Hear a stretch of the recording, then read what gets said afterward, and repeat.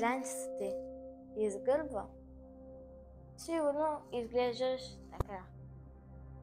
Аз имам тест с обикновена книга, в който ще оправим това положение. Знам, че носиш цялата къща на гърба си, но това положение ти съсипва цялата енергия. Затова имам 3 кода само с обикновена книга, за да оправим това. Тест. Застани в поза планина, заземи стъпалата си и си сложи книгата върху главата. Ако падне, значи стойката ти е провал. Затова изправи гърба, сложи рамената назад, изправи брадичка и сложи отново книгата върху главата. Стой поне 5 секунди така. И си поз. Второ. Дълбоко разтягане. Сложи книгата си над главата с изпънати ръце.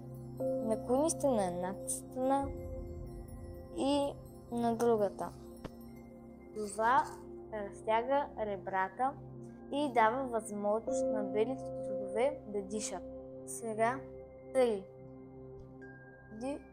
Усукване в седеж. Сложи книгата до бедрото си за опора.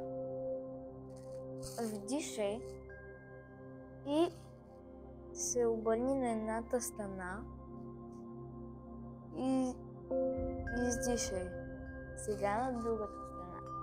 Вдишай и издишай.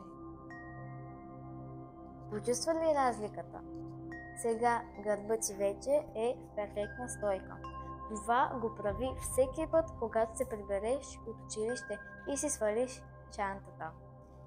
И вече гърбът ти няма да е скован като камък. Напиши хаштаг книга в коментарите и не забравяй да се абонираш за Йога с Вики.